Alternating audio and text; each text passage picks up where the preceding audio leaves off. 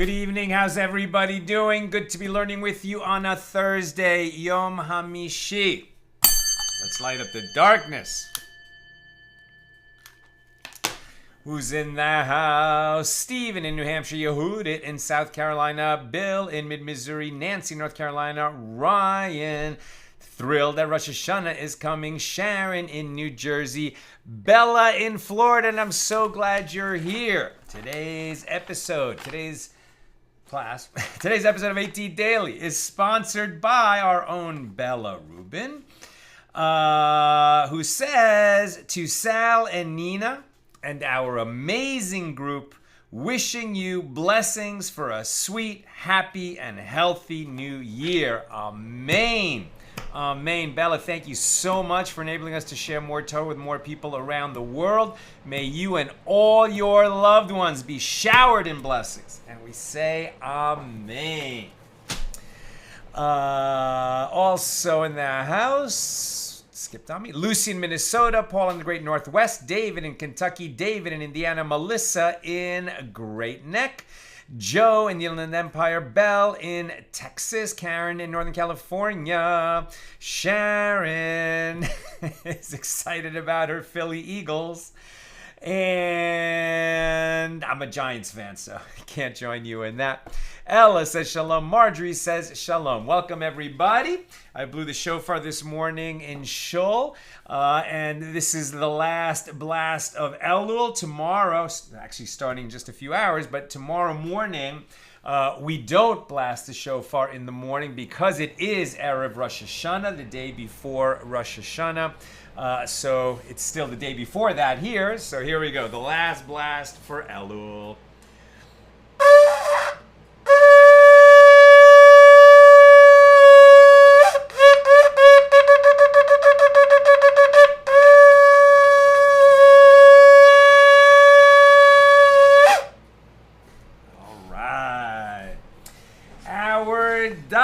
Is page 32, Lamed Beis, here in Tractate Kiddushin, the 20th volume of the Talmud. We're continuing our discussion of Mishna number 8 here in chapter 1, and we're talking about the obligations of a parent to the child and the obligations of the child to the parent.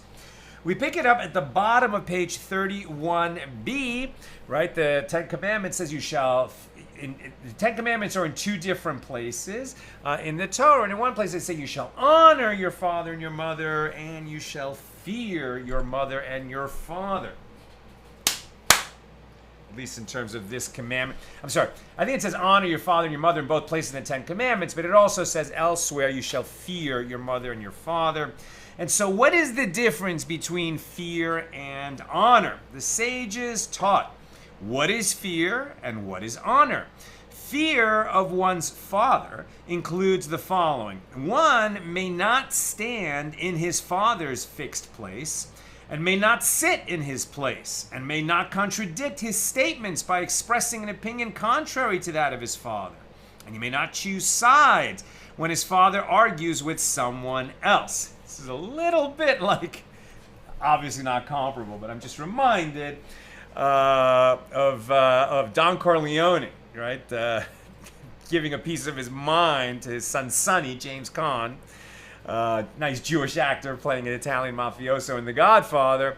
And after Salazzo leaves, right, the Godfather tells his son, "What's the matter with you? You never tell anyone outside the family what you're thinking." Right? So in a public place, especially, a child does not contradict the parent.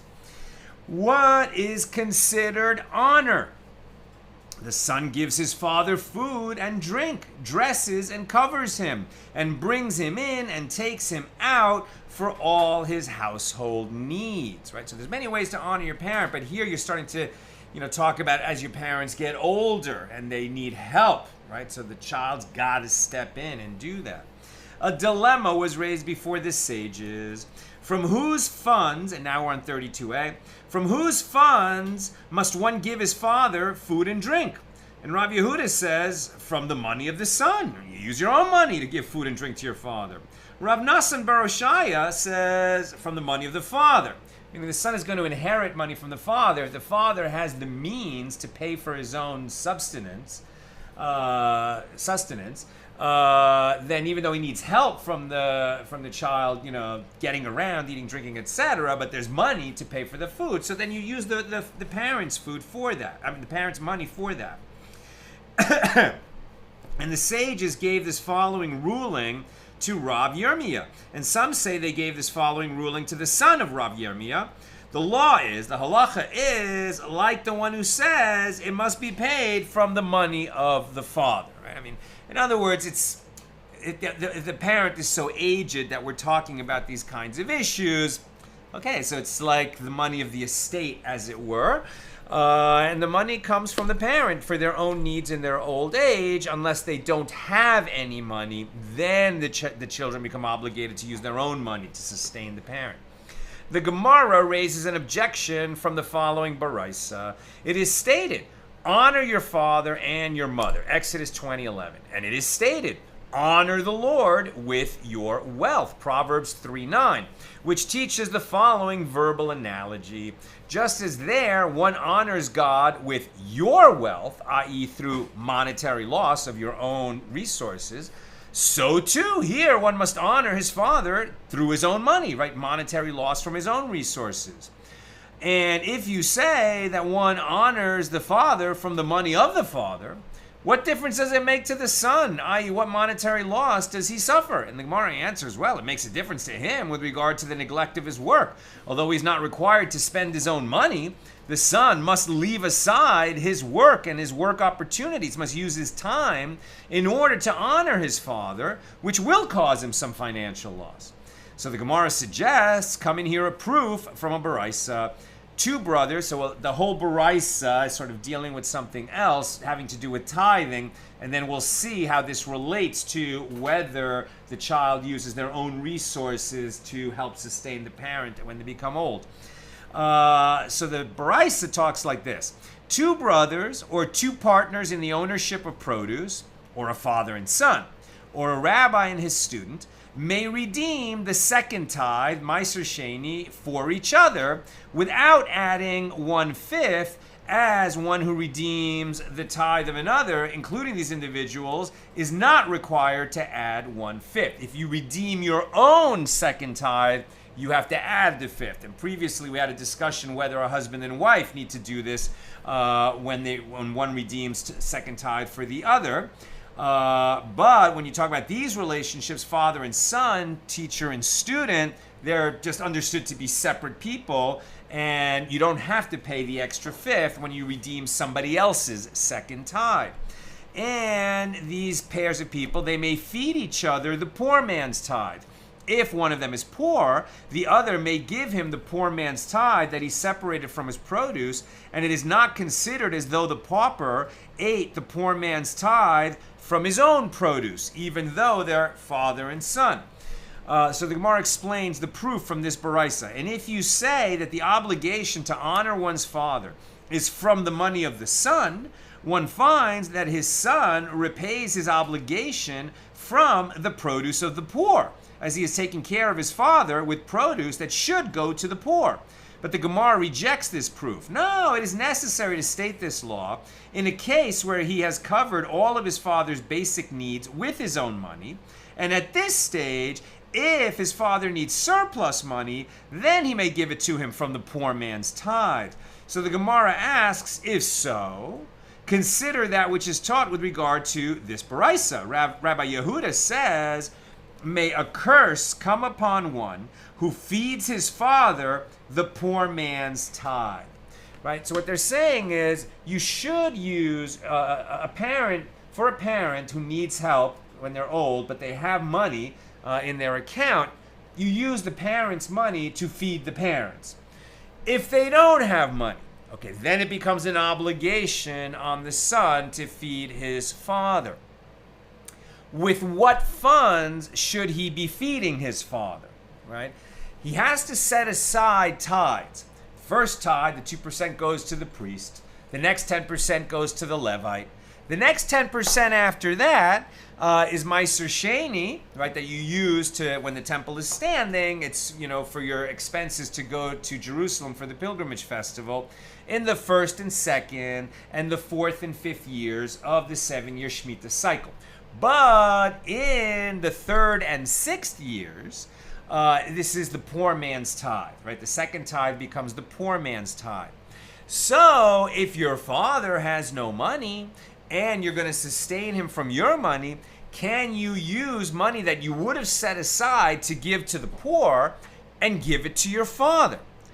Why would this be a problem? Well, because one mitzvah is to give money to the poor, and it's a different mitzvah to honor your father, right? So it's not the same mitzvah. You're not honoring your father if you're just giving poor man's tithe to him. You're just choosing who to give the poor man's tithe to.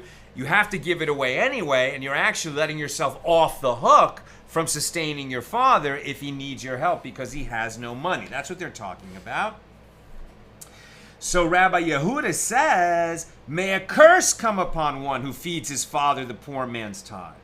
And if this law that one may feed his father the poor man's tithe was said with regard to a surplus, well, what difference is there since the son has fulfilled his obligation and simply adds something so that his father will have more? Why is this person cursed? And the Gemara answers, even so, it is a disrespectful matter for one to feed his father with money that has been designated as charity for the poor if he has an option. Of course, this is all presupposing that you have an option. Maybe the son is very poor too, and he's really struggling just to get by, and now he also has to sustain his father. So there can be some nuance to this. Now the Gemara further suggests, come in here. They asked Rabbi Eliezer how far one must go in honoring his father and mother. Now, we came across this concept a few days ago, and now it's repeated because it's an important concept. You don't embarrass your parents, not publicly and not privately. How far does this command go? Such that the father takes a purse of gold and throws it into the sea in front of his son, and the son does not embarrass him. That's how far this command to honor the parents goes. And if you say that the son honors him from the money of the father, well, what difference does it make to the son? Why would the son care if the father throws away his own purse? And the Gemara answers, well, this is referring to a son who is fit to inherit from his father. Since the son thinks that that money will eventually belong to him, he has cause for anger. Nevertheless, he might advise his father not to throw, money into the ocean thinking that it's something else. But the manner in which he tells his father is he doesn't get angry. He doesn't rebuke his father. He just very gently says, are you sure that's what you want to do? And this is as reflected in an incident involving Rav bar Rav Huna, when Rav Huna tore silk garments in front of his son Rabbah. Rav Huna had said to himself, I will go and see if my son becomes angry or does not become angry, i.e., he wanted to test him and see whether his son Rabbah would honor him. And the Gemara asks, but perhaps his son would become angry, and Rav Huna would thereby violate the prohibition of do not put a stumbling block before the blind, Leviticus 19:14, as by testing his son Rav Huna, he might have caused him to sin, right? He might have entrapped him, as it were. If indeed Rav Huna failed the test, okay, well, he wouldn't have committed this transgression if Rabbah hadn't, started this matter of the test. So is that putting a stumbling block before the blind? And the Gemara answers, no, there was no possibility of that because this was a case where the father had foregone his honor from the outset. Consequently, even if the son grew angry with him, he would not have violated the mitzvah. Very interesting. Now we're going to talk more about this idea of foregoing the honor that is due to you, right? You have to honor your parents, you have to honor your teachers, you have to honor the Nasi, right, the head of the Sanhedrin. There's a lot of people in authoritative positions that you have an obligation to honor. Can those people forego their honor such that you are excused because they said you are excused from honoring them. So the Gemara, we'll get to that. Now the Gemara asks, but by tearing his clothes, right, by conducting this test, when Rabbah tore these silk cloths to test Rav Huna, he violates the prohibition, do not destroy. Very interesting, right? If you cannot be wasteful. I think we actually learned that out from the incident when Jacob wrestled with the angel all night, right? Because he's going to meet his brother Esau in the morning, right? And he sends the rest of his family across, and then he goes back across the river, and that's where he has the encounter with the angel, and he wrestles all night. And why did he go back across the river? The Midrash teaches that he had left, some small earthenware jugs in their encampment on the other side of the river, and he went back to get them. Right? So there's an old, stereotype. I don't think people talk about it these days so much anymore, but it was a kind of anti-Semitic critique of Jews, that they're so cheap, and they bend down and pick a penny, etc. Well, the fact is, it is a commandment not to be wasteful. A person has to be frugal and not destroy things unnecessarily or allow things to become destroyed or thrown away unnecessarily. Now, that doesn't mean that you become a hoarder, right? There's limitations to everything. But you should not be a person who is wasteful. So, now we have from the prohibition, do not destroy. This is from Deuteronomy 20:19. So if he was, in order to conduct this test, he was ripping clothing, wasn't he violating that commandment? And the Gemara answers that Rav Huna, I guess Rav Huna was testing Rabbah, that Rav Huna made a tear at the seam so that the garment could be repaired. And the Gemara asks, well, perhaps it was due to that reason that the son did not become angry, because he saw that the father was not causing actual damage. And the Gemara answers, well, Rav Huna did this when Rabbah was already angry for some other reason, so that he would not notice that particular little detail, and he was able to conduct the test without actually putting the stumbling block before his son. The Gemara cites another story involving the commandment of honoring one's father and mother. Rav Yecheskel taught his son Rami, if people sentenced to be burned became mingled with those sentenced to be stoned, Rabbi Shimon says all of them are judged with the punishment of stoning, as the punishment of burning is more severe. Since the death penalty of each is uncertain, all of them are treated leniently. It's a kind of odd hypothetical, but you have a group of people. They've all been sentenced to the death penalty, but one has, some of them have the more severe, more painful death penalty than the others, and you're not sure which is which. Okay, so all of them are going to receive the more lenient one, lest you impose the harsher penalty on people who are only deserving of the more lenient one. It's okay that the ones who actually did deserve the harsher penalty are going to end up going to their deaths in a more lenient way. This is okay. Now, Rav Yehuda, who was also Rav Yecheskel's son, said to him, Father, do not teach the Mishna this way, as according to this version, why is this the law specifically? Because burning is more severe than stoning. Let him derive it from the fact that the majority are sentenced to be stoned. The wording of the Baraisa, which states that those who were supposed to be burned became mixed up with those who were to be stoned, indicates that the people sentenced to stoning are the majority. If so, one should simply follow the majority. Rather, I will teach it this way. If those who are sentenced to be stoned became mixed up with those who are sentenced to be burned, they are all judged with the punishment of stoning, even though this is the minority, as they are all treated leniently. Now, why are we talking about this? The issue is that the father, who was a Torah sage, taught it one way, and then his son, who was also a sage, said, no, father, teach it a different way. You got it wrong. Rav Yecheskel said to him, if so, say that latter clause of the Mishnah, and the rabbis say that they should be judged with the punishment of burning, as the punishment of stoning is more severe. According to your version, why is this the law specifically? Because stoning is more severe. Let him derive it due to the fact that the majority of people are sentenced to be burned, and one follows the majority. And his son, Rav Yehuda, said to him, the statement of the rabbis is not difficult, as there the rabbis are saying to Rabbi Shimon as follows, that which you said that burning is more severe is not the case. Rather, stoning is more severe. In other words, the rabbis were specifically responding to Rabbi Shimon's reasoning, and therefore they stated the opposite claim and ignored the issue of which group is in the majority. Now, we're not really talking about the comparative merits or faults of the stoning death penalty versus the burning death penalty. And by the way, burning does not mean burning at the stake. Burning means pouring molten lead down the throat. And stoning, the way it would work is they would throw a person off of a high place, not like a massive cliff, but like, I don't know, maybe like a third-story building.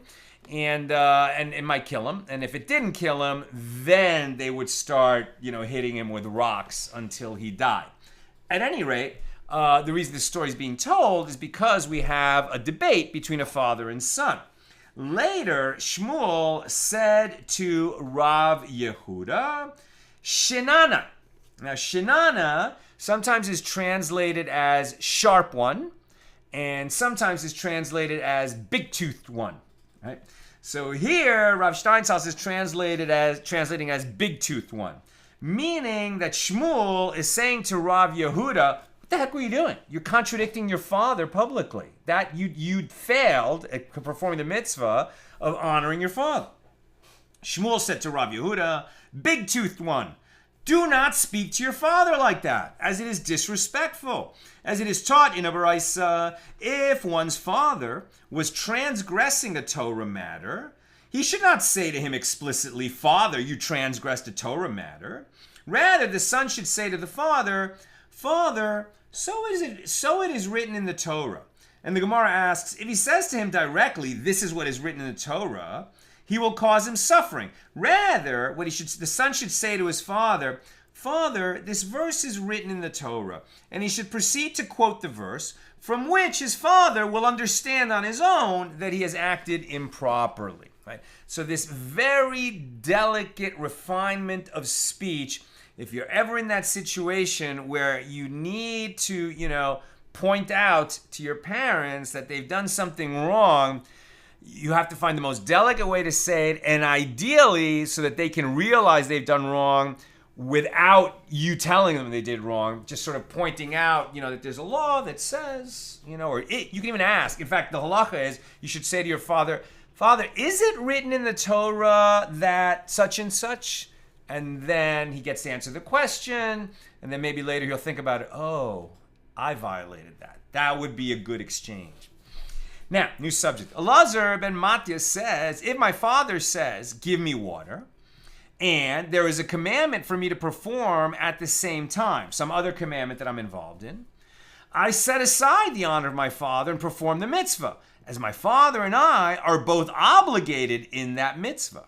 Isi ben Yehuda says, if it is possible for this mitzvah to be performed by others, let it be performed by others, and he should go and attend to the honor due to his father, as the honor due to his father is his obligation alone. If other people can perform that mitzvah that needs to be done, let them do it because they're not obligated to honor his father, only he is. And Rav Matana says the halacha with regard to this matter is in accordance with the opinion of Isi bar Yehuda.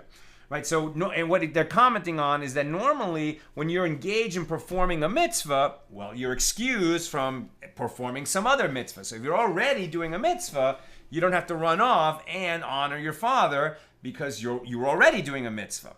However, if that first mitzvah could be done by others, then you should run off and honor your father because only you are obligated in honoring your father. Rav Yitzchak Bar Shela says that Rav Matan says that Rav Chisda says with regard to a father who forgoes his honor is foregone, and his son does not transgress if he does not treat him in the proper manner, because the father told him, you don't need to do that. By contrast, with regard to a rabbi who forgoes his honor is not foregone. That's not the halakha, but that's where we are so far. And Rav Yosef says, even with regard to a rabbi who forgoes his honor is foregone. As it is stated, and the Lord went before them by day. Exodus 13:21. God himself, the teacher of the Jewish people, had foregone the honor due to him, and he took the trouble to guide the people personally, as it were, by providing that pillar of cloud by day and a pillar of fire by night. So Rava said, how can these cases be compared? There, with regard to the Holy One, blessed be he, the whole world is his, and the Torah is his, and therefore he can forego his honor.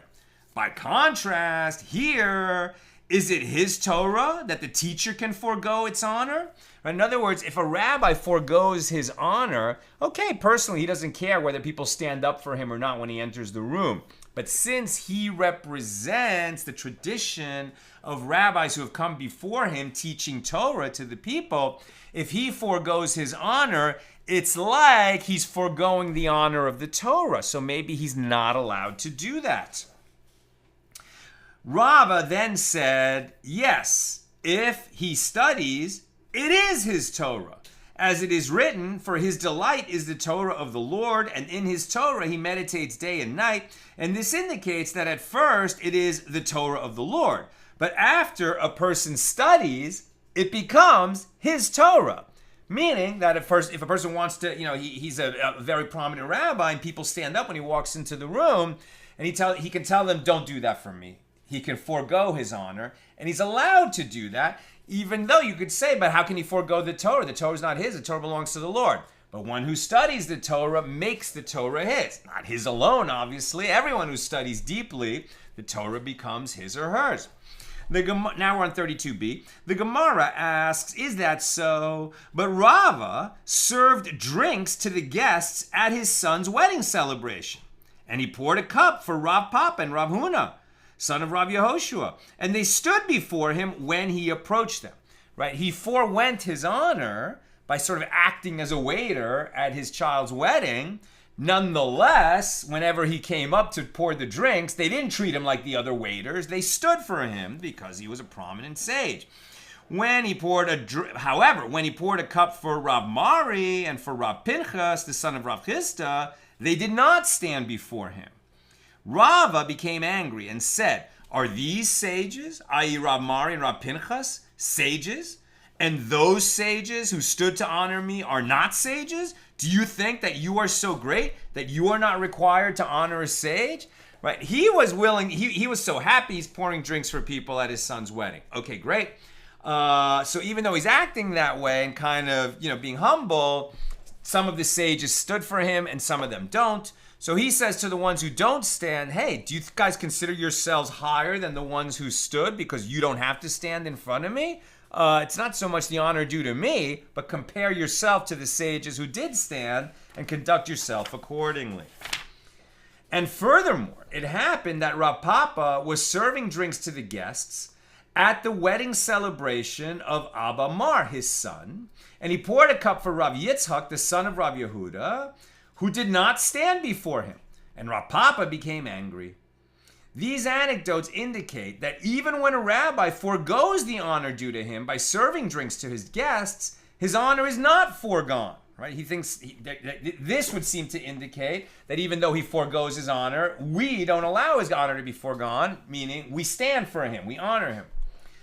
The Gemara answers, however, a rabbi can forego the full measure of honor due to him, but even so, others are required to perform some act of reverence, such as preparing to stand before him. You want to at least, if the rabbi lets you know, you don't have to stand for me. Okay, at least when the rabbi comes in, you kind of make one of these movements to show him that, okay, I'm not standing because you told me not to, but I honor you.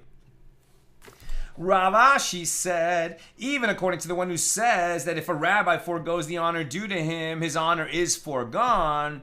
If a Nasi forgoes the honor due to him, his honor is not foregone. Right? So the Nasi was the head of the Sanhedrin, the foremost sage of the generation.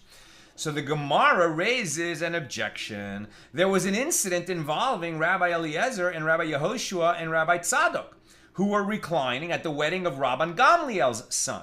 And Rabban Gamliel, who was the Nasi of the Sanhedrin at the time, was standing over them and serving them drinks. And he gave the cup to Rabbi Eliezer, and he would not accept it. He gave it to Rabbi Yehoshua, and he accepted it.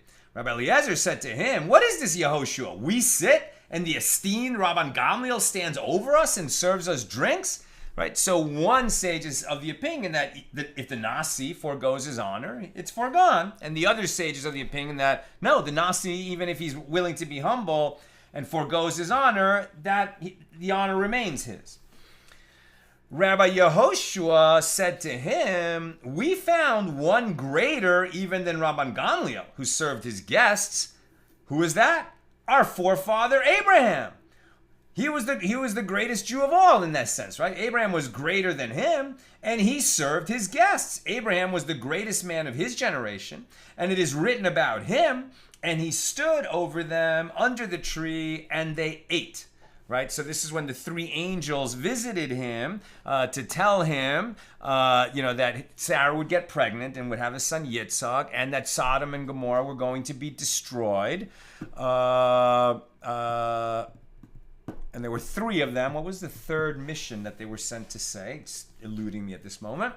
At any rate, right, they were angels, so they kind of didn't eat, but they pretended to be human beings, right? And that's why Abraham, as soon as they arrived, he sent his son Ishmael to go, get a goat and slaughter it and prepare food and bring, drinks and other foods and bread, etc. Because it was Abraham's highest joy to be a host, right? To give hospitality to passersby, and then he would tell them about God. That was Abraham's MO. That, he's able to show this hospitality because of all the blessings that God has showered him with. And then they would say, well, who's God, right? Abraham was the first monotheist in the world, and then he would tell them. At any rate, Abraham, who was the greatest man in his generation, was standing over his guests while they were eating, so he forewent his honor. And lest you say that his guests appeared to him as ministering angels, and that is why he honored them. In fact, they appeared to him only as Arabs. And if so, should not the esteemed Rabban Gamliel stand over us and serve us drinks? Rabbi Tzadok said to them, "For how long will you ignore the honor due to the omnipresent, the Holy One, blessed be He, and deal with the honor of people?" You keep talking about these proofs about people. But what about God, God's self? You could cite a proof from God himself. After all, the Holy One, blessed be He, makes the winds blow and raises the clouds and brings the rain and causes the earth to sprout and sets a table before each and every creature. And should not the esteemed Rabban Gamliel stand over us and serve us drinks? Right? If God himself takes the trouble to make sure that each of us has our needs met in this world in one form or another, God personally attends to that, right? We have a teaching that God attends, to the growth of every blade of grass in the world. So in that sense, God, the eternal, who, is so beyond even our understanding, takes the trouble personally to attend to our needs. It's like God is foregoing his honor. So isn't that the ultimate example that, someone like the Nasi can forego his honor, and it is foregone? Rather, if it was stated as follows. Rav Ashi said, even according to the one who says that if a Nasi forgoes the honor due to him, his honor is foregone. If a king forgoes the honor due to him, his honor is not foregone. As it is stated, you shall set a king over you, Deuteronomy 17:15, which indicates that his fear should be upon you. The people are commanded to fear a king, and therefore it is not permitted for him to forego the honor due to him. And that is the law. So a Nasi can set aside his honor, and it is set aside. A rabbi can set aside his honor, and it is set aside. A father or mother can set aside their honor, and it is set aside. But a king or a queen cannot set aside the honor due to them because, they're not just private people. They're in their person. They represent the state, as it were, and it would be an affront to the structure of the state if a king or a queen sets aside their honor, so you always have to honor them. The sages taught with regard to the verse, quote, "Before the hoary head you shall stand and you shall revere the face of an elder and you shall fear your God." Leviticus 19:32. For those who are not familiar with the word hoary, Hoary, it basically means having white hair. Right, so for an elder, now we've been talking about a parent, a rabbi, a sage, a great sage, the Nasi, the greatest sage of the generation, and a king. Now we're simply talking about an older person, one who is, who is older in years, who's older in appearance. We often talk about older people, their appearance. How do they look? Wizened, right? Now, that doesn't mean that they're necessarily wise, but we tend to associate older people with having earned some wisdom during their journey through this world, and that we should defer to them and listen to them. So, is this a commandment? Well, it says, Leviticus 19:32, "Before the hoary head you shall stand. When your elders enter a room, even though they're not your parents or your teacher, etc., you stand. And you shall revere the face of an elder. And you shall fear your God," right? It's a form of honoring God to honor the elders among us. Now, one might have thought that it is obligatory to stand before a simple elder. Therefore, the verse states elder, and an elder means nothing other than a wise man. As it is stated, "Gather unto me 70 men of the elders of Israel, whom you know to be the elders of the people." So this would seem to say it's not just any old people, but people who have earned this measure of respect and are considered the elders, meaning the leaders, the older leaders of the generation. So Rabbi Yosef Hagalili says, an elder, zaken, means nothing other than one who has acquired wisdom. He interprets the word zaken as a contraction of the phrase zekana, meaning this one has acquired. Elsewhere, the word kana is used in reference to wisdom, as it is stated, Proverbs 8:22, "The Lord acquired me, Kanani, at the beginning of his way." And the Brisa continues, one might have thought that one must stand before an elder as soon as he sees him, even from a distance. Therefore, the verse states, "You shall stand and you shall revere," which teaches, I said, that one is obligated to stand only in a place where there is reverence. If he stands while the elder is still far away, it's not clear that he is doing so in his honor. So far we've derived that if you have an elder who is, accepted as a wise person, you have to stand for him or her when they enter the room, and they can see that you're standing in their honor. So we haven't derived yet that you have to stand just for an elder if they're not considered to be wise, established as a wise person. The Brisa continues, one might have thought that he should revere him through money, i.e. that one is required to give an elder money in his honor.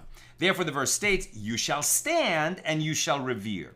Just as standing includes no monetary loss, so too reverence is referring to an action that includes no monetary loss. One might have thought that one should also stand before him in the lavatory or in the bathhouse. Therefore, the verse states, "You shall stand and you shall revere," which indicates, I said the mitzvah of standing only in a place where there is reverence, and it is inappropriate to show respect for someone in places of this kind. So you don't have to stand if you're sitting in the bathroom when an elder walks in.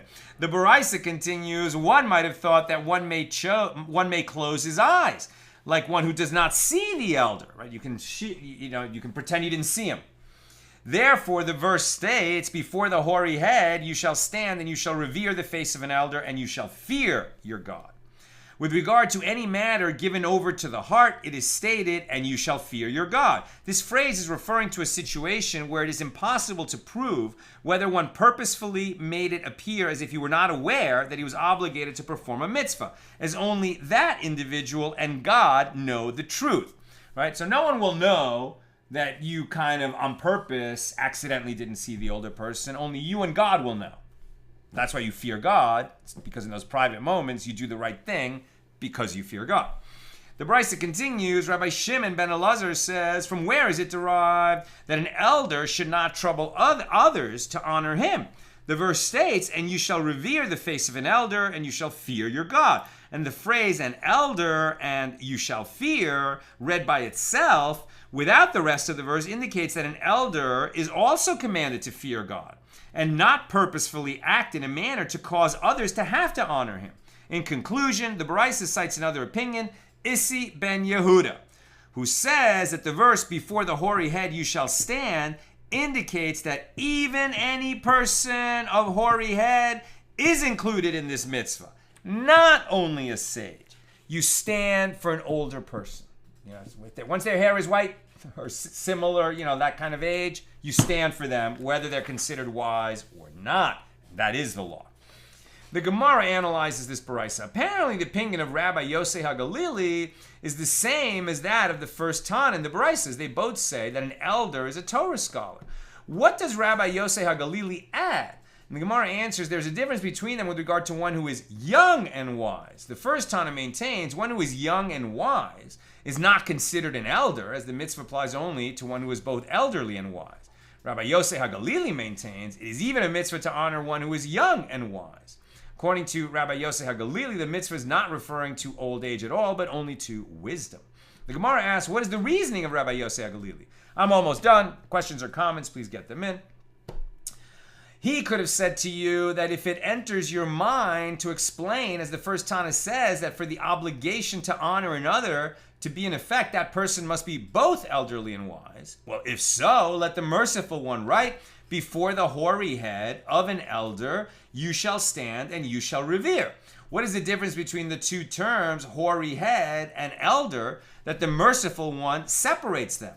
And this serves to say that this term is not the same as that one, and that term is not the same as this one, i.e. an elder is not required to have a hoary head. And learn from the verse that even one who is young and wise can be referred to as an elder. And the first Tana would say that the verse is written this way because the Torah wants to juxtapose elder with and you shall fear, in accordance with Rabbi Shimon ben Elazar's statement above that an elder should not trouble others to honor him. And the Gemara asks, and what is the reasoning of the first Tana? Why does he maintain that one is obligated to stand only before an elder who is also a wise man? And the Gemara answers, the first Tana maintains that if it enters your mind to explain as Rabbi Yosei HaGalili says, then the merciful one would write, before the hoary head of an elder you shall stand and revere, you shall stand and revere the face of an elder. From the fact that the merciful one did not write this, and thereby divide the two concepts, learn from it that elder and hoary head are together referring to one type of person. And that's what we're going to knock off for today. But the law did come out. You stand for an elder, whether they're considered wise or not. And if you are an elder, you don't walk around in such a way that you get people to stand for you. You take the shortest path. Some of the older sages would even actually go the long way in order to avoid having people stand for them. Humility in all things. That's what I've got for us today. Let's check some comments and questions.